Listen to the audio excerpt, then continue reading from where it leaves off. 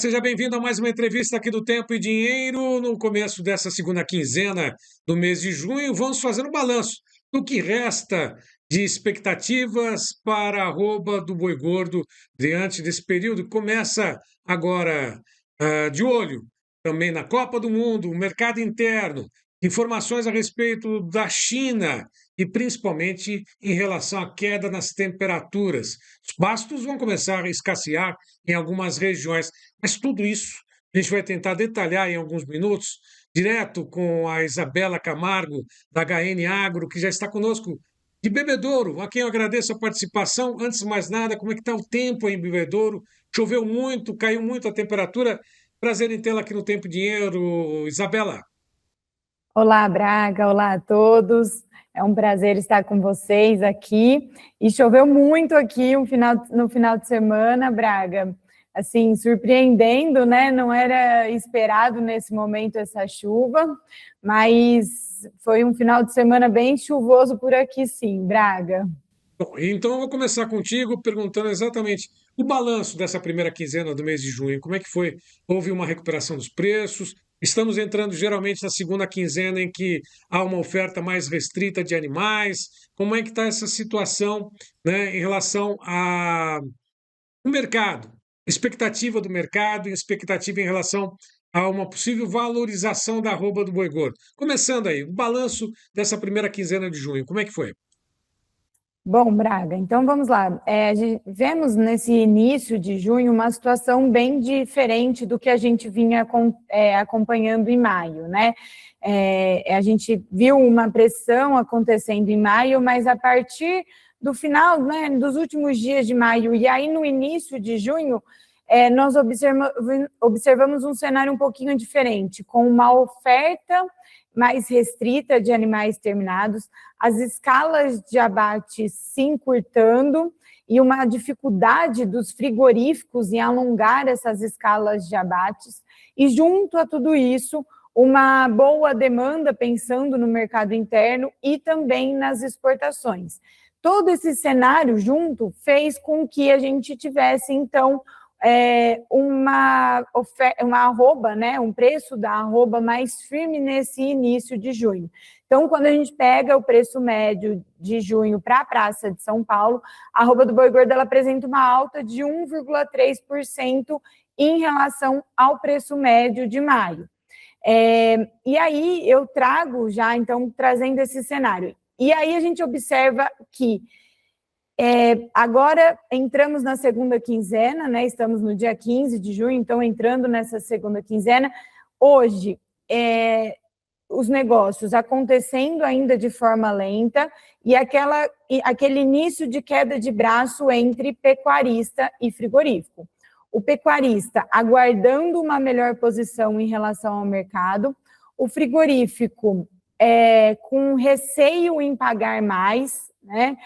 A gente tem a questão envolvendo a China ainda sendo o ponto central nesse momento e trazendo bastante instabilidade para o mercado. Então, a gente observa que nesse início de semana os negócios vêm acontecendo de forma lenta e aí a gente vê, então, a arroba andando de lado, que é o que a gente costuma dizer nesse momento, com essa queda de braço entre pecuarista e frigorífico. E quando o frigorífico consegue alongar um pouco as suas escalas de abate, eles tentam ofertar preços menores, e nesse momento o pecuarista fica receoso e aguarda aí uma melhor posição em relação ao mercado. E aí a gente falou em relação ao tempo, né? A gente ainda tinha boa condição em relação às pastagens em alguns estados, mas a gente entra em um momento que vai começando a ficar cada vez mais difícil, né? Apesar da gente ter chuva, a gente tem a questão de frio, a gente tem questão de temperatura, de luminosidade, então cada vez mais a gente vai vendo aí as pastagens perdendo sua condição, né? E aquele pecuarista que conseguia segurar, tendo que gradualmente entregar seus animais. Mas agora, nesse momento, a gente vai ver também cada vez mais os animais vindos de confinamento entrando nas escalas de abates. E aí é lógico que essa questão toda da segunda quinzena tem uma pressão natural sobre os preços, mas ao que tudo indica também a oferta pode ser maior em função dessa redução da qualidade das pastagens. O produtor ele vai segurar? Não, geralmente ele entrega para os frigoríficos essa mesma boiada que eventualmente não vai manter no pasto, porque o pasto vai estar em condições um pouco mais degradadas, né, daqui para diante, apesar dessas chuvas, né? Mas a situação é bem essa. Quer dizer que a oferta pode aumentar, o número de animais pode aumentar a partir de agora, dessa quinzena de junho em diante, Isabela? Sim, Braga, a gente entra então agora na segunda quinzena. A gente pode ver uma questão em relação envolvendo aí a oferta de animais terminados aumentando nesse momento. Mas o que chama atenção agora é a menor poder do consumidor, né? Então, isso é um ponto agora, nesse momento, além da competitividade da carne bovina, também que a gente deve ficar atenta. Quando a gente entra em julho, também a gente começa a ver uma maior oferta, que a gente deve observar uma maior oferta vindo dos confinamentos, né, pensando aí no final do primeiro giro do confinamento. Então, a gente deve ter, nesse momento, deve observar uma maior oferta, apesar de, na nossa visão, Braga, essa oferta ela não deve ser um aumento significativo em relação a ela, tá? Até a gente tem aqui os dados em relação aos abates, quando a gente considera abate CIF, e a gente tem esses dados considerando a somatória de janeiro a maio, né? E quando a gente pega o número de machos enviados para o abate, ele está 2% maior em relação ao mesmo período do ano passado. Já o número de fêmeas, ele é 7,5% menor. Então, mostrando aí que as fêmeas, elas vêm fazendo falta nesse primeiro semestre, que era o que a gente esperava, né? E aí, quando a gente faz essa somatória, então, considerando aí machos e fêmeas, a gente tem um volume de animais enviados para o gancho 2,2% menor em relação ao mesmo período do ano passado. Então, a gente esperava que isso acontecesse esse ano. O ano passado nós tivemos o recorde de fêmeas sendo enviados para o gancho. Essa fêmea que foi enviada para o gancho, ela deixou de produzir o bezerro, né, que estaria no mercado. A gente viu uma alta em relação à reposição, e ficando interessante essa reposição, a gente vê esse início em reversão em relação ao ciclo, né? Então, agora é interessante manter essa fêmea na fazenda, é interessante produzir esse bezerro. Então, as fêmeas vêm fazendo falta agora, nesse momento. Bom, agora essa questão da China, né, Isabela? Está todo mundo preocupado, né? Outros países que também exportam, a Austrália também, mas o Brasil principalmente é o que nos interessa, né?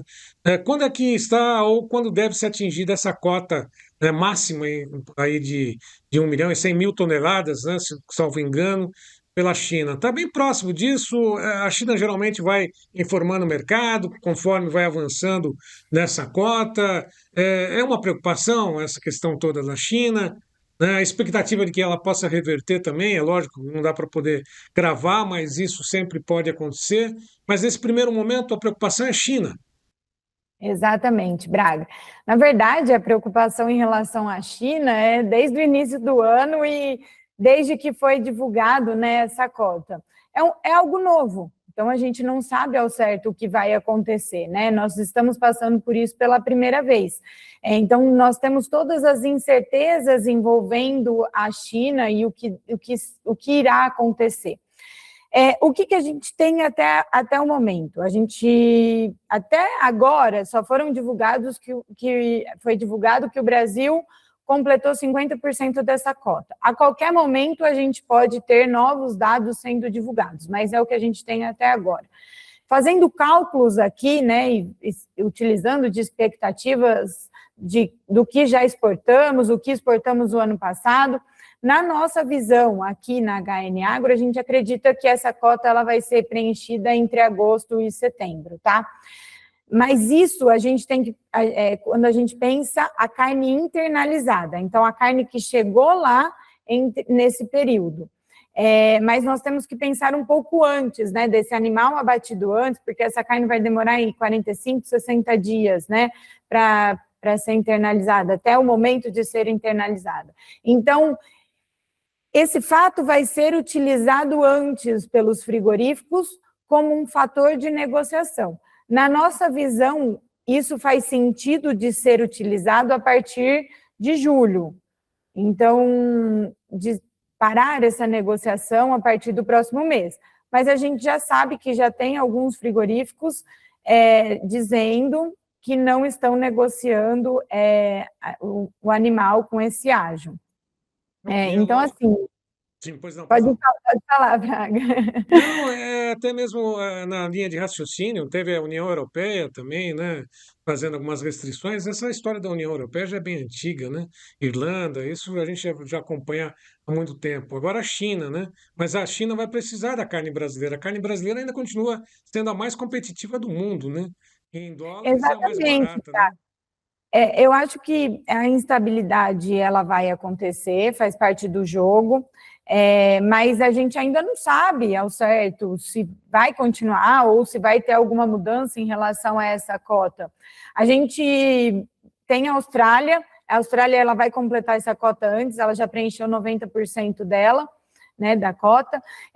Então, o que acontecer com ela provavelmente é o que vai acontecer com o Brasil. E aí a gente pode ver, por exemplo, a carne indo para outros destinos.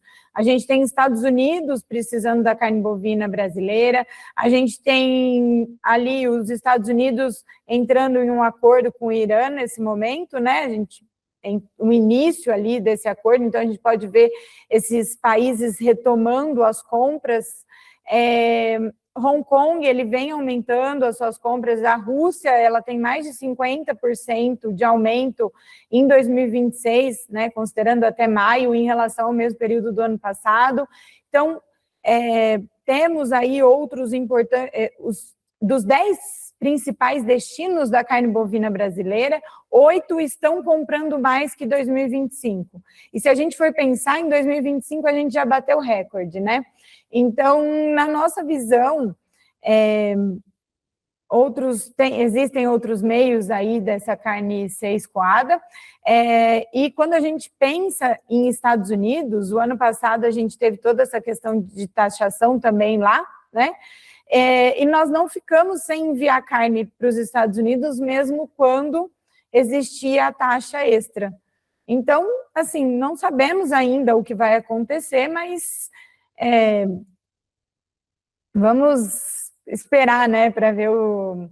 Mas, assim, eu acho que é um momento de bastante instabilidade no mercado, eu acho que é um momento do pecuarista ter calma, de utilizar as ferramentas de proteção nesse momento, de não ficar tão aberto aí ao risco, porque é um momento que a gente ainda não conhece. O ano que vem a gente vai estar mais familiarizado aí, né, com o que aconteceu. Tá certo. Para poder finalizar com você, colocar você contra a parede agora, né? O indicador CPE 353 começou nessa segunda semana nessa segunda quinzena do mês de junho, R$ 353. Será que sobe mais? Pode subir ou não, Isabela? O que vocês estão projetando com essa roupa aí? Ou não? Olha, Braga, eu acho que agora a segunda quinzena pode trazer um momento de mais calmaria. A gente, né, como eu disse, a gente vai ficar atento à demanda. Você falou da Copa do Mundo. A Copa do Mundo, ela traz melhora em relação à demanda, mas é pontual. Os horários e os dias dos jogos, eles são favoráveis para encontros e para fazer um bom churrasco, mas a gente não acredita que isso vai revolucionar, tá? A gente ainda tem uma população endividada, a gente tem uma população, né, que toda a questão em relação à economia do Brasil está aí, apesar de estarmos em um ano eleitoral e acreditarmos que ainda tem muito dinheiro para entrar na economia, ainda temos muitas questões a serem resolvidas. Então, assim, estamos na segunda quinzena do mês, a demanda pode ser um ponto de atenção, mas, ao mesmo tempo, eu não vejo espaço para uma forte queda nesse momento, não, tá, Braga? Eu não acho que tem espaço para subir muito, então eu acredito num mercado nesse patamar que nós estamos agora, tá? Equilibrado, portanto, né? Equilibrado, exatamente. Entre essa demanda patinando, mas, por outro lado, sem a oferta de carne bovina ajustada, sabe? A gente viu no final da segunda quinzena de maio, apesar de estarmos na segunda quinzena, a gente não viu um espaço muito grande para queda em relação ao atacado. Eu acho que isso deve acontecer agora em junho também. Então, eu acho que junho ainda um mês de mercado equilibrado. Aí, julho, eu acho que já entra toda a questão da China. Eu não vejo espaço para uma queda muito acentuada de forma que estão acreditando, tá, Braga?